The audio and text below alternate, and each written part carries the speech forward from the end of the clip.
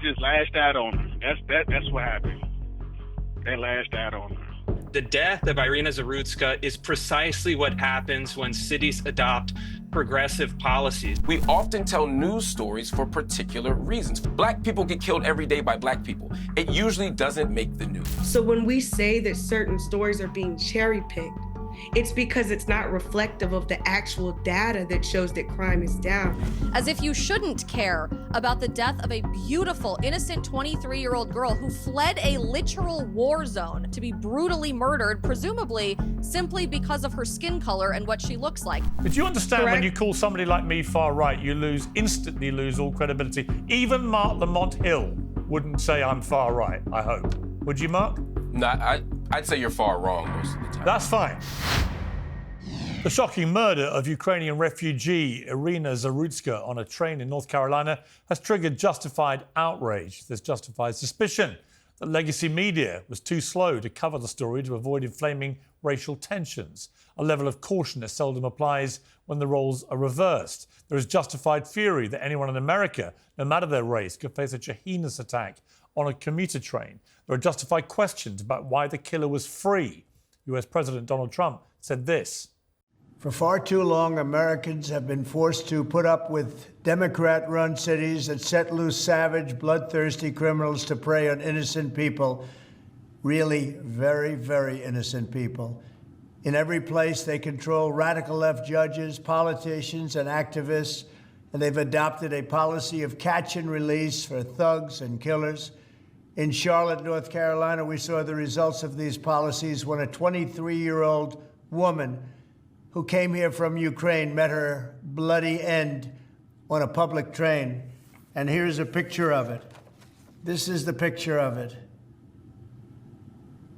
And this is a picture of the woman, a beautiful young girl that never had problems in life, with a magnificent future in this country. And now she's dead. What President Trump did not mention directly was race, but just about everybody else has. And that is where the question of what is justified becomes a debatable point. Commentators, including CNN's Van Jones, accused popular right-wing influencers of opportunism and race baiting. Why that man did what he did. We don't know how to deal with people who were hurting in the way this man was hurting. Hurt people hurt people. What happened was horrible. No one mentioned the word race, white, black, or anything except him. Response to Conservatives has been to point out a double standard, citing nationwide fury over cases like Daniel Penny and George Floyd. So the narrative we hear from the media is exactly what you would expect. They are infinitely more outraged at the alleged racially charged language of conservative pundits than they are at the actual butchery of an innocent woman by a 14-time career felon on public transportation. It's a vexed and contentious debate, which is why we're going to have it now. Joining me are the host of Bet News, Marc Lamont-Hill, Christopher Rufo, author and senior fellow at the Manhattan Institute, Isabel Brown, host of the Daily Wire's all-new Isabel Brown Show, and Dr Allison Wiltz, the scholar and co-founder of Writers and Editors of Colour. Well, welcome to all of you.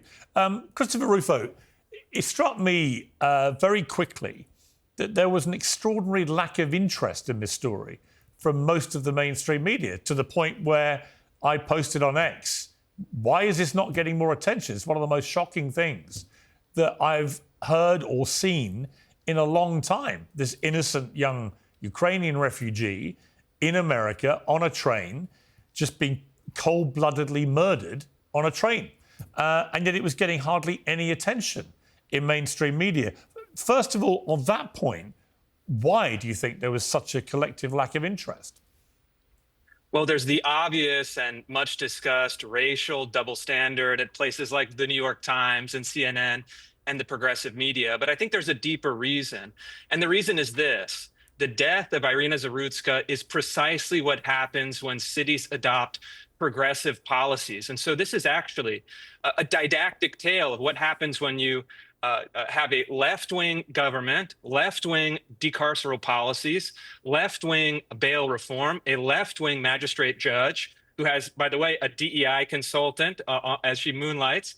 And this is what happens. You get people that have 14 convictions, that have diagnosis of paranoid schizophrenia, In this case, this person's own family, Decarlos Brown's own family, requested that this person be held in a psychiatric facility, but progressives have demolished all of the places that would have kept people safe. And the end is quite simple. You end up with a girl that is stabbed in the neck on a train. This could be prevented. And the reason that it wasn't prevented in this case is simply because of the progressive policies adopted by Charlotte and really blue cities all over the country. Marc Lamont-Hill, before I get your response to that, I want to play, this is an audio emerged today of Decarlos Brown talking to authorities, and he was asked why he did it. She's from the Ukraine. She's from Russia. And, you know, they had a war going on against the United States. So I'm just trying to understand, out of all people, why her? That's, hey, it ain't, I don't have nothing. They just lashed out on her. That's what happened. They lashed out on her. Whoever was working the material, they lashed out on her. I mean, Marc Lamont-Hill, there seems to be little doubt that this was a man suffering from severe mental illness. That much is evident in the horrific act that he committed of murdering this innocent girl. But the fact that he had been convicted 14 times and was still allowed to just be freely operating on trains in any way he saw fit to then be potentially able to commit this crime, that is a scandal. I mean, you may not agree with Christopher Rufo's characterization of it all being a left-wing problem that's created this, but it is a scandal that somebody like that was out free in that mental condition with that number of convictions, isn't it? Yeah, I mean, I agree with Chris that this is a scandal. I agree with you that it's a scandal. I also agree that it's an indictment on public policy. I don't think, though, that this is the result of liberal or progressive policies. It's quite the opposite, in fact. Unfortunately, for decades now, we have divested from mental health resources. We shut down mental institutions, mental homes, mental hospitals. We take out resources for drug treatment and rehab, and we criminalize everything. And so if we had invested in housing, if we'd invested in healthcare, et cetera, we would have the structures and systems necessary to deal with someone so that they don't have to use the subway as a homeless shelter. We could deal with someone whose own family is saying, please give this person some support. If the only thing you have is a hammer, everything looks like a nail. And in this country, the only thing we have is hardcore right-wing policies that try to criminalize everything. And the reason, finally, that this isn't a story or hasn't been a national story, I don't think it's the racial angle of it as much as I think there are clear winners and losers. You know, when you and I debate, and you and I debate a lot, Piers, about these stories, it's often debatable, an issue is debatable because we're asking, for example, if someone's getting choked out on the subway, is the rider correct to put the chokehold on, or is or should we be siding with the person who's doing harm on the train? If it's George Floyd, we're debating it because we want to know whether or not the police went too far, but they do have the right to use some kind of force, but did they use too much force? And here, no one debates that the guy was wrong. No one debates that she was an awful, awful victim of an awful circumstance. And I think that's why we don't see more conversation about it, because it's not sexy. It's just an awful, terrible story to I feel great sympathy for. Well, it shouldn't have to be sexy, should it? I mean, I would ask you, Mark, you lambasted Charlie Kirk in 2020 online. You said you tweeted nothing about what should happen to the officers who killed George Floyd. White supremacist capitalist logic values property over black people. But I could throw back the same thing at you and say, we did a little check and we couldn't find anything that you'd posted about the murder of this Ukrainian woman on a train at the hands of a black man. And the criticism would be that, by not saying anything about this, even as it was raging around on social media, you're making a calculated decision that you don't care very much about this. And the critics of you would say that that is a racial calculation you're making, that when it was George Floyd and it was a white policeman who was committing a heinous crime, I make no pretense about that at all. I said it at the time and believe it now.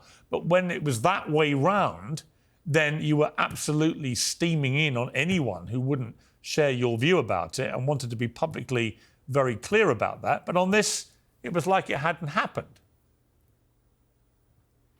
Yeah, I think there's a far more accurate and less interesting answer for that. And the truth is, I didn't hear about the story until recently. And I heard about the story because of the right-wing, vocal right-wing people who were saying, hey, you guys are ignoring this for good reason, or you guys are ignoring this because of a racial agenda. But this story was everywhere. And then we began to talk about it. Hang on, Mark.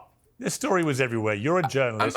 You're a journalist. You're all over everything, right? Yeah. The idea that you weren't aware of it at all for 3 days. Come on. It's me you're talking to. All I can do is give you the honest answer. And the honest answer is I didn't actually track the story until I started hearing complaints about the story not being covered. And then I did cover it. But I'm saying on the first day, I didn't know about it. Second day, I didn't know about it. That's the honest answer. But if you also look at my record, and I'm sure you did this because you're a devoted journalist, you know that I've covered many stories of white people who've been harmed by black people. I've covered many white people who've been who've faced the death penalty. I've covered white people who were shot by police, unarmed white people who were shot by police. But my problem here with this, all right, but Mark, my problem with this story, in the way that it's played out, is that it's so easy and so lazy for people to ignore the story in the mainstream media, as they did for several days, completely ignore it, and then only report it through the prism of all these right-wing hate bangers are trying to play the race card with this story, and that's why we're now doing it, which is what they've been doing. I saw some headlines in the New York Times. I saw them on some of the CNN and others. And I was like, wow, what, you think that's the only reason? That's the only justification for covering this? Is that because right-wing people on social media are saying it's outrageous that the media aren't covering it? You can point to that as the story. That's the nose. That's the peg.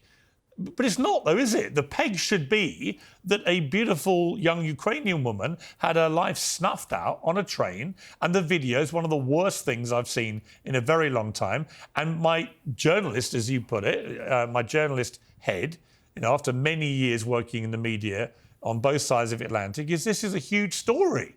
Not because right-wing people are saying no one's commenting on it, but because it's a disgusting, heinous crime that's happened on a train in America.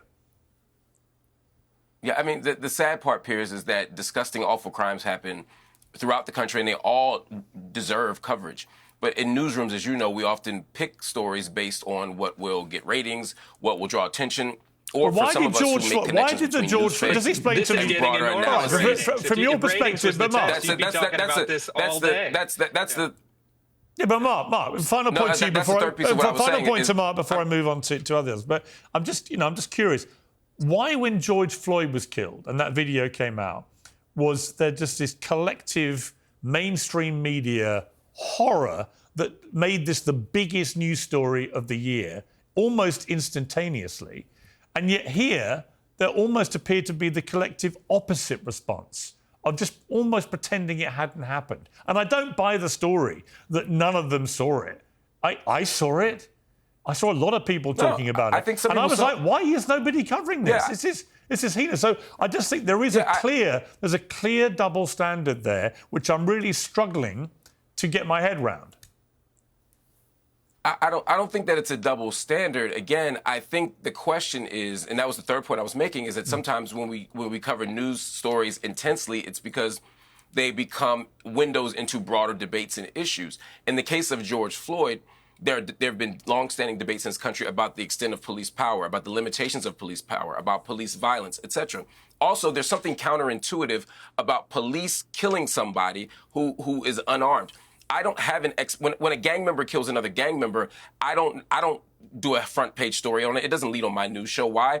Because one, it happens a great deal and it's awful, but it happens a great deal of time. How many innocent young women? How many innocent young women are stabbed to death on a train? Let me finish the sentence. I have no expectation of a gang member protecting and serving me. I do of a police officer. So it becomes a counterintuitive and dramatic story. In this case, I am horrified that this woman was. I think it's awful. And there are many stories about people being killed on trains throughout this country. The fact that this particular one didn't get told is unfortunate. But I don't think it's because she's white or because the assailant was black. I think, honestly, it's far more cynical than that.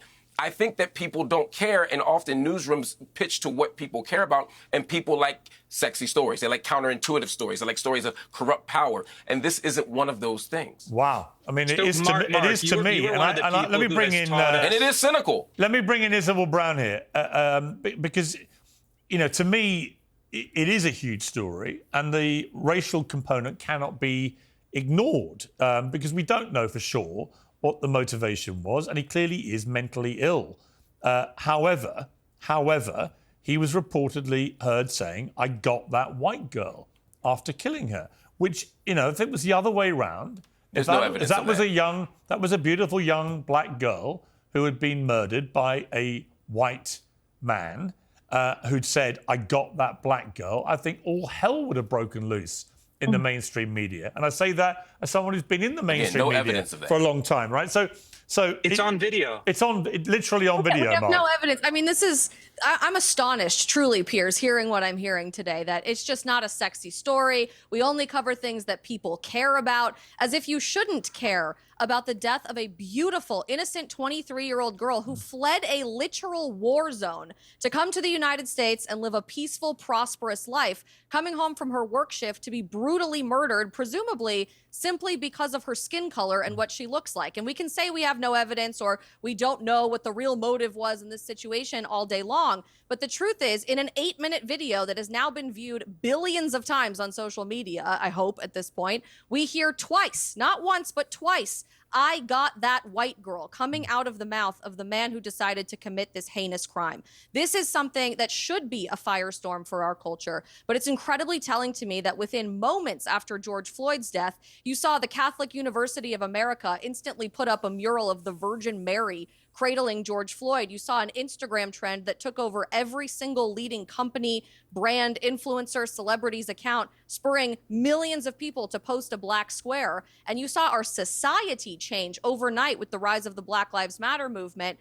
But now you can see literal days go by with CNN having 42,000+ stories of George Floyd on their website and 0 search results for Iryna Zarutska within several days after an attack like this happens. And the Wall Street Journal wait to weigh in on this until days later on page 5 of the newspaper, in which their only headline was, "Women's stabbing death becomes MAGA talking point." Right. This is the clearest window into how much the media is doing everything they can to pit people against each other. And I, for one, am kind of grateful for how disgustingly they're treating this, because it's a wake-up call for humanity to realize we don't have to live this way. We don't have to expect that this is normal on a train ride home from work in Charlotte, North Carolina, for a beautiful young girl trying to provide for herself and create a better future.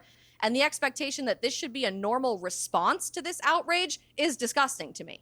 Well, the only thing I took issue with you about, in terms of what you wrote about this, you said for almost 2 minutes, not one person sitting around Iryna even called 911 or asked if she was okay. No one jumped up to try and stop the bleeding. No one held her hand and prayed with her in the last moments. We effectively removed our common humanity from society. Shame on us. Now, I've watched this video. The whole thing is horrific, but I've watched the full extended sort of sequence of events. I don't think most of the people, if not any of them, really realised what had happened. You know, it all happens very quickly. She kind of slightly slumps, but you certainly, if you weren't looking directly at what he did, you may have just thought they'd slightly collided as he got up and walked away. So I don't think you can blame automatically the passengers for not being aware of what had happened to her. And it was a black man who first came to her aid, as it turned out. So again, I don't think there was a racial component to the lack of assistance that she received. Mm-hmm. Oh, I totally agree. And I certainly understand the immediate shock, because this did unfold so quickly. And it even takes Iryna 10 to 15 seconds to really fully understand what has just happened to her. The image that we see of her in a still of this video, looking up and feeling completely petrified, trying to work through these emotions. And then we see her accept her fate of, I probably am going to die in the next few seconds. I'm going to die alone, as she puts her head in her hands. I think that's the really telling moment to me about how we respond to situations of tragedy like this. Skin color be damned. It doesn't really matter if you look the same as this young woman or not. 15 seconds is a long time. Think of how much screen time we all have every day watching 8 million 15-second videos in our free time. It's enough time for people to at least glance in her direction, to realize something is wrong here, to yell out help or to call 911. And yet when you watch this series of events unfold on this video, it's so troubling to me that everyone looks out the window, they avert their gaze, they go back to their phone, someone pulls out their phone to record this, thinking it's more important to have clicks or views on social media about a tragedy than to try to help an innocent young woman in the most desperate moments of her life. And then to see everyone get up and leave from their seats and try to leave the train is so telling to me that we can't even connect with someone who might be different from us or who we don't even know her story in her last few moments on earth, to comfort her and provide a sense of community around her last few moments, because we're so afraid of something bad happening to ourselves. And we covered that on my show today, that ultimately we can blame 8 million policy prescriptions for why this happened and what needs to happen moving forward. But I hope this is an interesting moment for America to take a long, hard look in the mirror and say, honestly, shame on us, because we know what could have happened on the other end of things if someone did have the courage to stand up and do something. We saw it with Daniel Penny mere months ago, and everyone tried to attack him as this horrible, evil individual for society. But he said, consequences be damned. I might end up in prison, but hopefully my soul will receive an award for this in heaven. And I can honestly hit my pillow at night saying, I did what I could to protect my community today, no matter who is being hurt on the hands of evil. OK, Dr Allison Wiltz, what is your response to the way this story has been covered by the media? Well, first of all, I would say that I also first heard about it actually from trolls online who made me aware of the story, and they were instantly telling me, why didn't you focus on this? Secondly, I would like to say that the stabbing itself was tragic, and I think that all of us should be sending condolences to her friends and family. I think it's essential to point out that some misinformation has been shared so far.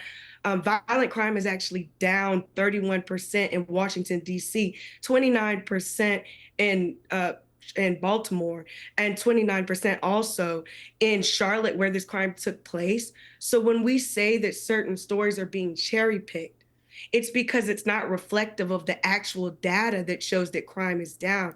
That being said, also, last month, if we're going to talk about selective outrage, there was a Black woman who was unfortunately stabbed by a white man on a public bus in Tulsa, Oklahoma. And none of the people on this stage so far have addressed that last month. So I think if we're going to call out selective outrage, I think that's fine, so we can grow and be better. But I think we have to be honest that the Black woman who was stabbed last month, that luckily she survived, she was randomly stabbed by a white man. I don't tend to think of this as a racial story. That being said, the investigation needs to play out. If this is a hate crime, it should be acknowledged as such. That being said, FBI data shows that Black people are actually the group who are most likely victims of hate crimes in this country. And they're also the most likely to be wrongfully convicted of why homicide. would you be saying that? Why would you be saying that now? I mean, what relevance does that have? Because I think it's important. But what relevance does that... Oh, hang on. What because relevance... it's being cherry-picked, right? But in a way, you're playing a sort of crude form of whataboutery. Because actually, it's got I'm talking about reality. All these statistics, you're talking about have nothing to do with her death, right? It's nothing to do with it. Well, it has to do with people saying that it's unsafe. People are saying there's a culture of unsafety, and I'm well, that's not what we're debating. I'm not debating about whether the crime statistics or this or this. So you want to debate whether or not we should paid attention to the story? What I'm curious about is why there was a collective refusal to treat this story with the same kind of magnitude that it deserved. Right, but that wasn't true. So I guess I can't. All I can do is be honest in my point, and I can show you on Twitter. The moment I found out is when someone responded to an unrelated post. I was talking about selective empathy because that's something that I talk about frequently. And they posted it and said, well, I didn't hear you say anything about this. And that's when I started to look into the story. Have you said anything about it now on X? Not yet, but I'm preparing a story. I wanted to investigate. But why haven't you said really anything? I mean, if this, with all due respect, if this was a major story in the national media, as this has become in the last 2 days, and it involved a white man killing a black girl and being caught on tape saying, I got that black girl, I suspect you would have posted about it. And this plays, and by the way, this works both ways, right? There are people on the other side of this, right, who I would make the same accusation to, selective interest in stories based on your agenda, your so what narrative. happened about the story last month in August when the black woman got stabbed? Isn't that evidence of your selective empathy on the far right to not have called out that Well, I'm not, story what do you mean in the far? same way I'm that not you're far, calling out? Hey, are you saying I'm Well, far what- right? Well, I don't know. Nobody here I'm is kind far of right. Have you ever watched Oh, okay. anything I've ever done? Do you know anything about I me? have. Do you even know who I have am? watched. Yeah, you're Piers Morgan. You think know, I'm on the you're far British. right? I think some things. So I'm a progressive. So let's start there. Why don't So you to tell me one far right thing I've ever said? Well, I feel like you fall One. into I'll take far. one. Okay. So I think that your line of questioning, your line of targeting comes from a far right political perspective because it's why you're calling out selective empathy for this, but not the selective empathy last month. But do you understand when Correct. you call somebody like me far right, you instantly lose all credibility? Even Marc Lamont-Hill wouldn't say I'm far right, I hope. Would you, Mark? No, I'd say you're far wrong most of the time. That's fine. And that's a good joke. Okay. But actually... Let me ask a question. But in a way, Dr. Allison, in a way, question. Dr. Allison, here's the problem. It's a bit like when the progressive left say, Trump's the new Hitler. They're all a bunch of Nazis. When you say ridiculous things to try and distract from whatever the particular thing is, you lose all credibility. Is that ridiculous? You lose all credibility. When your response to me saying, if it was the other way round, and you had a white man on tape saying, I got that black girl after literally executing her in cold blood on a train, if literally your response is, well, you're far right, that's why you're saying, that's why you're asking me, it is a distracting tool which makes you lose credibility. You're not answering my question. You're just trying to turn it into, well, the only person who would think that is a far right lunatic. Allow me to answer. No, I don't think you're a far right lunatic at all. I think that there's a certain political ideology that causes you to focus and accuse others of not focusing on this story. When in reality, if we look at just last month in August, there was a similar story where a white man stabbed a black girl. So if we're talking about selective empathy, I provided a perfect example of if that was truly the concern that could have been brought up. And instead of us having an honest discourse about that, if I'm wrong about you being far right, then my apologies. My intention is not to misrepresent you. My intention is to try to understand to the best of my ability. All right, let me bring in Christopher Rufo. Let me ask a question for Allison. Allison, you have taught us to look at things through a racial lens. You've taught us not to cherry pick stories that don't reflect underlying statistical and racial disparities. Maybe you can settle this question for us because under your theory of looking at things through a racial lens, it's relevant in the case of the Decarlos Brown murder. What demographic group has the highest rate of homicide? And what demographic group in particular has the highest rate of interracial homicide? So for Black people in this country, Black people are the most likely to be sentenced. No, answer my question. Which demographic group has the highest homicide rate? And which demographic group has the highest rate of interracial homicide? Simple question. White and black intraracial crimes are very similar statistically. Among white people, That's it's around not true. 80-something%. Around white people, it's around 90%. Look it up. I invite anyone to look it up. Yes, but I'm not asking about crime is very intraracial. I'm saying similar interracial. Which demographic group has the highest rate of homicide and highest rate of interracial homicide? It's a very simple question. That's white I suspect people. you know White the people answer, are the most and why aren't likely you to why aren't commit you just hate saying crimes. I Why said aren't white you saying people. the White people are the group that are most likely to commit hate crimes in this country, according to FBI data. So that's your answer. That's an answer to a different question. And I provided you the second answer and too. look, Marc Lamont-Hill knows this, you know this, and this is precisely the point that Piers has been making. The reason this story is generating attention, and the reason this story is generating attention in particular after 5 years of George Floyd hysteria, is that the simple underlying fact is this: Black men have the highest rate of homicides in the United States by a long shot, and Black men have the highest rate of interracial homicides against white people, and in particular against white women. This is an ugly statistic. None of us wish it were true. But if we want to talk about disparities, if we want to talk about looking at things through a racial lens, you have to grapple with this fact this is not an outlier. This is, in fact, statistically Black people are 7 times more likely to be wrongfully convicted of murder. So if you want to talk about statistics, let's talk about the fact that Black people are 7 times. Yeah, but with all due respect. Yes. Yeah, but yeah, also hang on. It's a relevant crime statistic. Look, Christopher, let me just ask Marc Lamont-Hill to respond to Christopher there, because on those 2 points, Marc Lamont-Hill, do you dispute what Christopher's saying? US national debt is more than $37 trillion, and these are uncertain times for the global economy. It's enough to make you think, maybe now would be a good time to buy some gold. Whether it's a hedge against inflation, peace of mind during global instability, or just sensible diversification, Birch Gold Group believes that every American should own physical gold, and they created something special.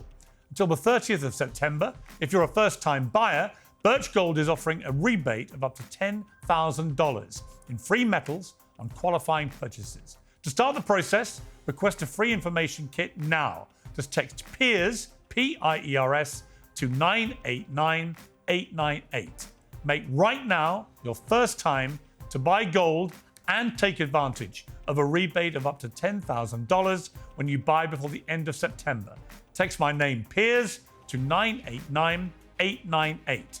Claim your eligibility and get your free information pack. Again, just text Piers to 989898. Today's show is brought to you by Oxford Natural, makers of the Optimum Day and Optimum Night all-natural supplements. Thousands of Brits and Americans are already taking them with incredible results. Optimum Day is designed to boost your energy and support weight loss throughout the day. Optimum Night helps you relax and get deep, refreshing sleep. And don't just take their word for it. Here are just a few of their success stories. England football legend Michael Owen lost 40 pounds. Robbie, the face of AFTV, dropped over 100 pounds. Linda, a top law firm executive, lost 50 pounds. And Anita, an immigration lawyer, shed 60 pounds. To watch their full stories and find out more, scan the QR code on your screen or visit oxfordnatural.com/Piers. And here's the best part. Use the code PIERS, P-I-E-R-S, and get 70% off your first order. Get 70% off with the promo code PIERS. No, I think that the data I won't say it speaks for itself. No data speaks for itself, but I think the data is clear. The numbers are clear. The question for me, though, isn't that. The question for me is why Chris jumps to the conclusion that that's why it wasn't covered. I actually think the data actually supports a different conclusion. Black people are more likely to be killed and to kill, right, in the country. That's Chris's fundamental point, right? We could get into all the sociological and structural factors for why it's not black pathology, and I'm not saying Chris said this, it's not black pathology. It's not that we're more prone to kill. We're not naturally or biologically evil. He didn't say any of those things. He simply mentioned two statistics. I just said that Chris did not say. Yeah. Piers, let me say, I just said I didn't say that Chris is saying that. Chris did not say that. Just listen to me. We don't always have to disagree. We agree on that point. What I'm saying is that news stories and news coverage often does not or do not cover the most prominent victims of a crime or the most prominent purveyors of a crime.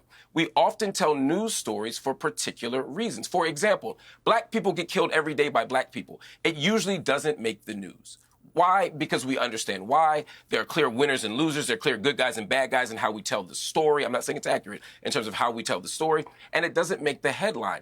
Oftentimes, the stories that make the headlines are the ones that are counterintuitive or the ones that force us to examine relations of power.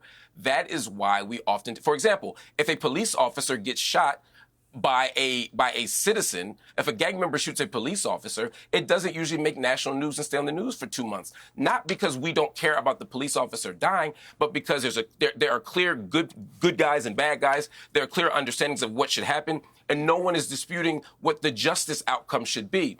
When it's the other way around, it gets more complicated, and so we talk about it more on talk shows. That's all I'm saying. It's more complicated than that. And my sister's point a moment ago was an important one, and you focused on the right-wing part and ignored the bigger point she was making. Because it was a ridiculous comment. You showed... Somebody calls you're me not far right. Let's they obviously know Well, some nothing people about that me. I know have referred to you that way. So Piers, okay. Piers, you're not all right. Nobody's called me far right in my entire life. Until now. I'm sure you've been called far right before. No, I've never been called far right by anybody ever. But Piers, even now, you're not allowing to make the other point, to focus on the other point. You're still focusing on not being far right. We all agree you're not far right. Now let's move to the actual point. Earlier you were saying that if the tables were turned, we would be covering it. And she was pointing out an example of when the tables were turned, and we in fact did not cover it. We as a media group, we as journalists, and even on this show, we don't cover every story. Okay, but was there, in that case, let me ask Dr. Allison, to be fair, was there a tape which had a clear potential racial motivation to that murder in that other instance? No, it wasn't filmed. Okay, so they are qualitatively different in terms of what could be reported. As a former newspaper editor, the moment you have someone on tape saying after they have murdered someone on a train, I got that white girl, there is a clear potential, and I accept the guy was mentally sick, but there is a clear potential racial motivation. And I'm simply saying, and I think I'm saying this from a position of some strength here based on recent history in the way American media cover these stories, had it been the other way round, had it been a form of the George Floyd story, and you had someone on tape in the instance you're talking about saying, I got that black girl, I think it would have been a completely different ballgame in terms of how the media covered it. And so there, to me, is a clear double standard. And that is why I now resent, I'll bring Isabel in here, I really resent the way the mainstream media, having ignored it, are now feeling that the only way they can cover it is to focus on the MAGA influencers, trying to make it a race story, when actually there is a tape there. There is a clear motive apparently there on tape of a racial motivation that may have inspired him. It may not be from a potentially mentally disabled person. Okay, fine, but I don't think you would have. Obviously, hang on. I don't think, Alison, with all due respect, I don't know you. For all I know, you might be far right too. But I know, laughable, right? Isn't it? When you call people far right when they're not. I know, absolutely laughable. Well, I'm sorry, if I knew you were not far right, and that would have offended you, I would have never said it. So just keep that in mind as well. Right. When you go on somebody's show called Piers Morgan Uncensored, it might be a good idea, just an FYI, as journalist to journo, right? If you just do a little bit of basic fact checking about who the host is. I did, but we have very different political ideologies. And once again, the way you're approaching this story, it does, to me, seem on the right. If not on the far right, it is not a censor. But you are, in a way, okay, but Alison, in a way, what you're doing right now is exactly what I'm talking about, right? Yes. What you're doing is you're trying to frame this whole thing around the prism of I must be far right because I'm trying to make a race element to this story which doesn't exist, and that's because I'm far right. In fact, as I never said that a race component did not exist. Wait a minute. So wait a minute. Let me explain before I ask you a question. Okay? As I've tried to explain to you multiple times now, and I'll do it one more time, but please listen this time. There is a tape of this person saying, I got that white girl. That suggests to me that there is a potential, not definitely, but a potential racist motivation to his execution of a beautiful young Ukrainian refugee on a train in America. And I'm sorry, that is a huge story. And if it was the other way round, I never said it was the other way if the other way around, you wouldn't be racing to make excuses for this there killer. Was no you wouldn't coverage. be saying, oh, but hang on, he was mentally ill. I don't think you would. Right? No one has made an excuse. You have brought up his mental illness. So allow me to respond very briefly. Very quickly, then Isabel. Very quickly respond. Okay, thank you. Okay, so essentially, I never said that there was no racial component. I agreed with you that we do not know that, and the audio, if that is accurate, does point to that. However, what I do in my writing is I focus on stories that are reflective of broader patterns.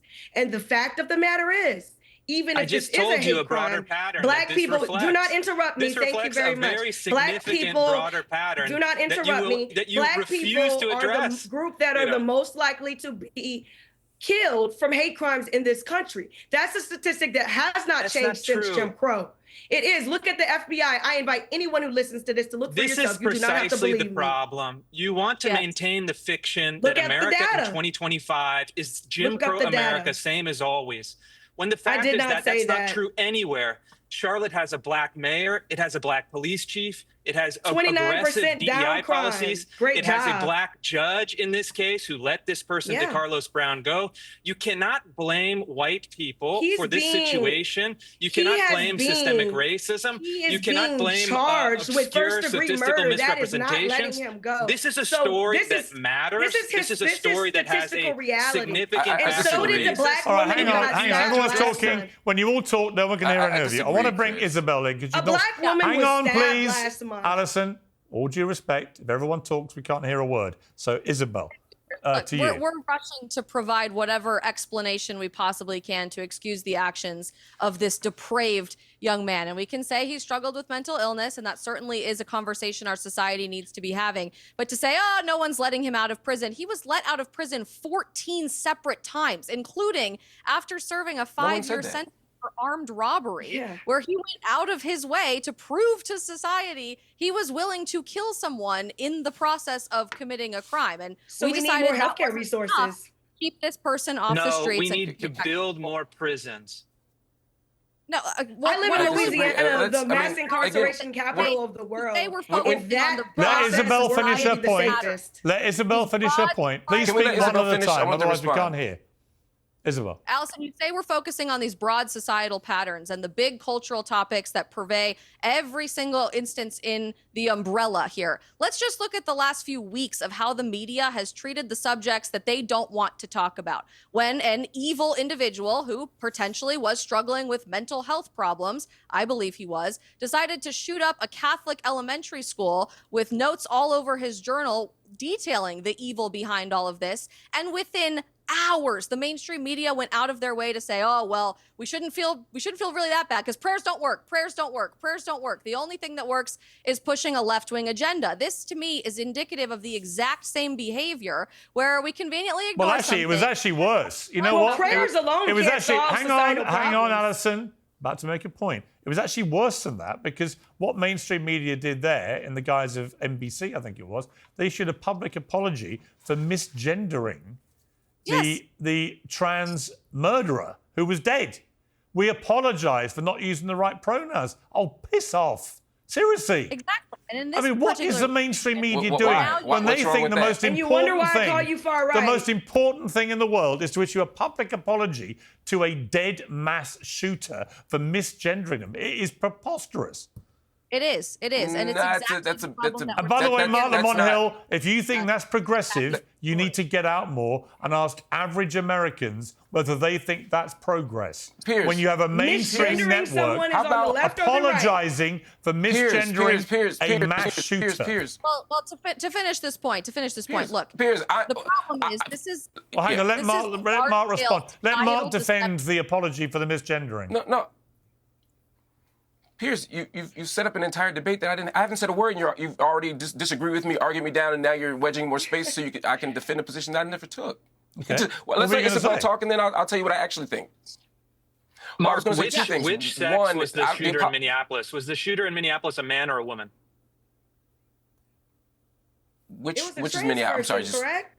The shooter at Annunciation Catholic Church, the recent shooting in Minneapolis, was it a man or a woman? Oh. For both of you. Allison and Mark, was it a man or a woman? I don't remember. I'd have to look it up to the story because I don't know if it was a trans man or a trans woman. That are theoretically involved in the news. You guys certainly have your head in the sand on every major story of the last month. I think that everyone should be called the gender that they represent as. I don't understand why Unbelievable. Why is that important? Yeah. Why is that? I'll tell you exactly why it's important. Well, I'd like to respond to that. I would like to hear why Marc Lamont-Hill jumped in when I was berating NBC for that ludicrous apology. Why did you jump in there? I wasn't. Hang on, let Marc Lamont-Hill explain why he jumped in. Okay. If we want to be Hang on, serious, Isabel. Let Marc Lamont-Hill respond.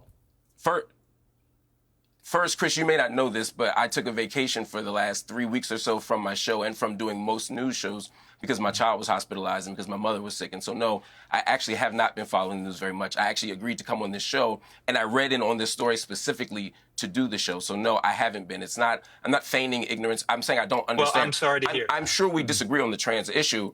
I'm sure we disagree on the trans issue. I'm not ducking your question. I genuinely just wanted to give you an informed answer. Well, is a trans woman a woman, or is a trans woman a man? A trans woman that's all I'm saying. I'm happy considered to, a woman. They're a trans woman. They're a type of woman. Do some women have penises? Oh my God. A trans woman may, but see, and you wonder why y'all said no far right people were on the show, and y'all are trying to gaslight me and make me think you sound like you're far out on some psychedelics. Well, hold on, can you listen or can you only talk to me? Can I say one sentence? Hang on. I'd like to take Marc Lamont-Hill back to the moment he interrupted me when I was berating NBC for publicly apologising for misgendering a mass shooter. So you jumped in there, but I wasn't sure why. Right. Yeah, I was jumping in to respond to a different point, but to answer your question, I do disagree with you slightly in that they weren't. You said they were apologizing to a mass shooter, and I was simply saying they weren't apologizing to a mass shooter. They were. They were apologizing to the public. Wait, I thought you didn't know anything about this story, Mark. It seems like now you know all about it. Chris, allow me to finish. Okay, you know what? You're right. I would assume that NBC is not saying, hey, Mr. Mass Shooter, I'm sorry for misgendering you. I was going on what the information Piers just provided, which suggested that they apologized for misgendering the shooter. Why would a mainstream... Please allow... No, I'm going to ask you a question. Why would No, Alison, I didn't ask you. I'm asking Mark. I'm trying to answer your question. Why would a mainstream media company in America today issue a public apology for misgendering a mass shooter? Explain to me. Okay, so I feel like I've heard your question. I'd like you to allow me to respond. I'd love you 10 to seconds answer without it. interruption. My answer to you is, again, based on the information you provided, because again, I didn't see the announcement. I'm only basing on information that you just provided me. So again, so I understand, but Chris was saying, I got you. You said you didn't know, and now you know. And I'm saying, I still don't know. I'm only basing it on the information that you provided me right now. Explain to me why. So to answer, no, I'm trying to. I am trying to. You don't have to back. You don't have to press me. I'm answering it. I'm happy to answer it. Sir, for someone who spent 10 minutes arguing why you weren't far right to a straw man, you can certainly allow me 10 seconds to breathe. What I'm saying to you is, answer the question.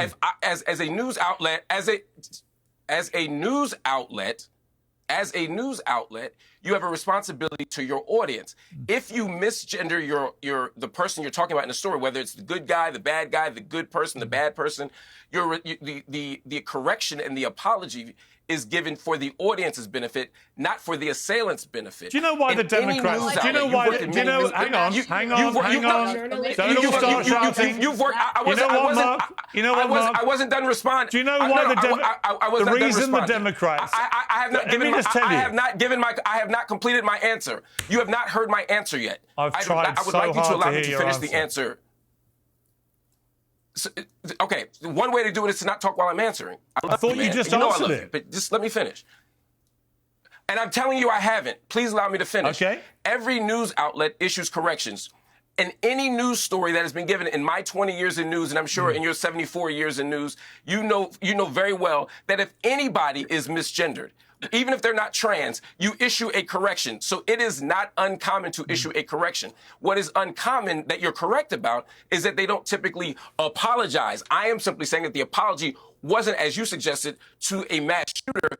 I can only imagine that the apology was to the audience because there are many people who are offended by that. And that's why they did it. Is that a political choice? Yes. Here's my point, though, Mark. And apology for my language. I couldn't give a fuck if they're offended. I couldn't give a fuck. Why would I care about them being offended about a mass shooter being misgendered? The problem's with them. This is the problem with the progressive left. You've all lost your minds. You've forgotten what ordinary people think. This is why the Democrats are now polling the lowest they polled in recorded history, because they say absolute nonsense like that. It's nonsense. Nobody should ever apologise to a mass shooter for misgendering them. I've got a few things I'd like to call that person. which don't involve his gender, right? Oh, I misgendered him. I couldn't give a fuck. Sorry.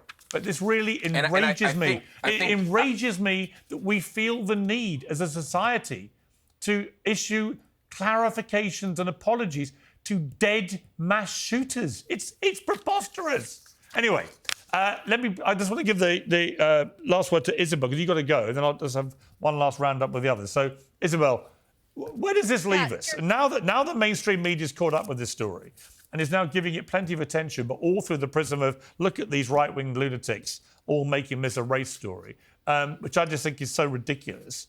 Notwithstanding the fact there are right-wing lunatics and there are left-wing lunatics. We've just heard one. But Isabel, where does this leave us? Yeah, it's a great point, Piers, and it's important to bring this home because ultimately, people are going to walk away from this taking what they did from this debate. But this is precisely the problem with the society that we live in today. We are receiving information through the prism of an agenda of powerful elite people who are doing everything they can to pit people against one another, the masses, who just don't know any better and who need our programming to tell them what to care about, whether it's apologizing for the mispronunciation of pronouns of a dead mass shooter. And I noticed we referred to him as Mr. Mass Shooter a few minutes ago. So perhaps we need to apologize for that now. Or telling you that you shouldn't care about this incident on the Charlotte train, even though it's evoking a visceral response in you. And you know that this is wrong because it doesn't really fit the agenda of the race conversation we're trying to push in this country and in Western civilization. Good people are waking up, though. And I think this is precisely why trust in the mainstream media is at an all-time low. And the people are the media now. This is precisely why young people are getting news from TikTok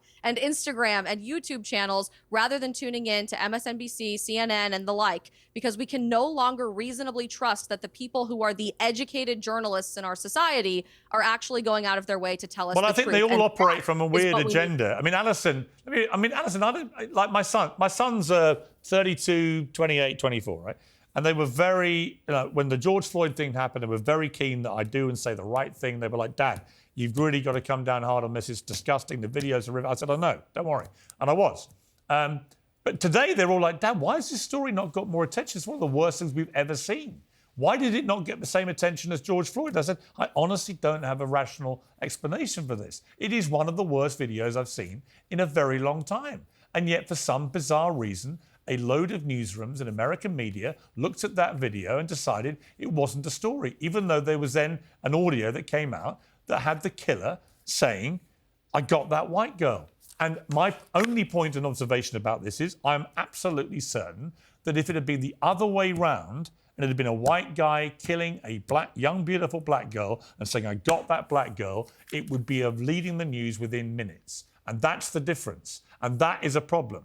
And it's not to say, Alison, you can shake your head, it's not to say there aren't because of last there month. are many examples the other way around. I accept that and I call them out when I see them. I don't have a horse in this race other than I call it all out when I see blatant double standard. And on this story, there's been a blatant double standard exacerbated by the way that mainstream media is now trying to report this story only through the prism of MAGA people playing the race card. And I think that's reprehensible. I really do.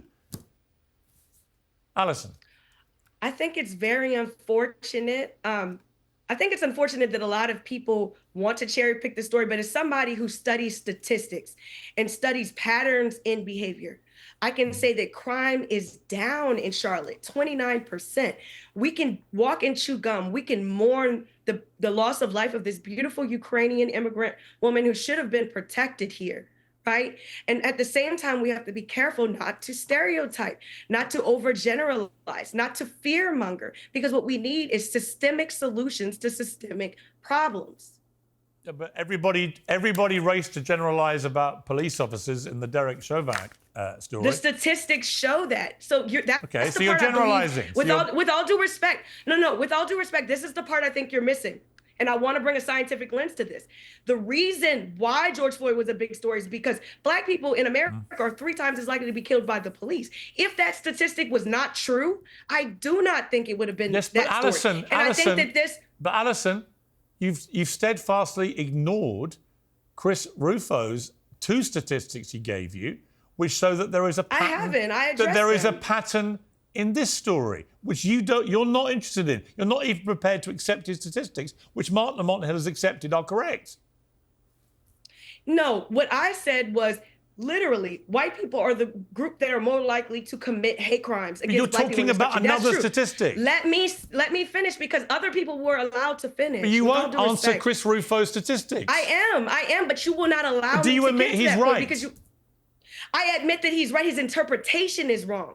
Black people are also 7 times more likely to be wrongfully convicted. So when you talk You're only giving of another statistic again. When you talk, You're playing because it's whataboutery. related. I'm sorry, Because but you it's are. No, I'm not. You're playing whataboutery, and your justification for the All you coverage have of the to do is George let me Floyd finish. story It'll take was there less was a than pattern. 10 seconds. All right, Marc but Lamont-Hill. because you're trying to push a narrative, you won't let me finish. I'm not pushing any narrative. Let me promise you. respond. Let me respond to the point that Yes. she's raising, because I just looked it up. You're wrong on actually all counts. For someone who supposedly studies statistics, I would recommend that you find a different line of work, because not only are you willfully blind to the 2 statistics I've raised, which group has the highest homicide rate, which group has the highest interracial homicide rate, but according to FBI statistics, actually per capita, Black Americans have a higher rate of committing hate crimes than white Americans. There's a statistical disparity there. That not in absolute terms, but in per capita terms. Even your prize statistic that you're using as a shield to ignore the reality all around you indicates that you don't even understand that statistic. You and can't so even I think say your the whole statistics. argument So is let's completely address this. bogus Let's address this and before we move on, ridiculous. because you keep pushing a narrative. We're going to address it. Black people in this country are more than 7 times more likely to be wrongfully convicted of murder. So when you only focus on the arrest, when you only focus on the arrest and not on the fact that many of these Black people are exonerated, you are pushing a narrative, and that is not reflective of the data. And I have never denied that Black people are the more likely to be accused of committing violent crimes. But you have to take into consideration that a lot of those convictions don't stick. And if you don't take that into consideration, you're simply not being honest in dealing with good faith. Okay. I never denied that. That's not true. Hang on. Explain to us per capita. So Can you explain to us the statistics of per capita? Okay, I want to. Can I get my final word? I want to give a last word to. Well, first of all, have fun. First of all, I want to ask Marc Lamont-Hill, how's your mother doing? First of all, because I didn't ask you in the moment. Much better. She's recovering pretty well. Okay, good. That's good to hear. Thank you for asking. And let me just, I'll give you the final word here, because it seems to me, Mark, the reason I'm exercised about this story is I think there is a clear double standard. And I don't like the way that the only time mainstream media have felt the urge to report this is because they can use it as a way to bash the MAGA right. So here's my response. I think you put us in an impossible position. And I mean us, I mean people who are arguing the opposite. If you say there's a double standard, the only way to prove that there isn't a double standard is to cite counter evidence. When we cite counter evidence, you then say that's whataboutery or whataboutism. There's no way to prove that it doesn't happen in the converse unless we point and say, well, look at this Black person who also got ignored. And in which case you say it's whataboutism. I think it's important to point out the disparities here and the differences here. My point here is that they're not necessarily reducible to race. I actually find Chris's point more interesting. And one more point. Again, I have not heard the audio saying that I got the white girl. I've heard the claims that was said. I did not hear. I'm not saying you're wrong. Again, I read it on the story very intensely. I believe you, and I think that changes the dynamics. If that is in fact true, and again, I have yet to hear the audio, but if you two say you've heard the audio, I take you at your word.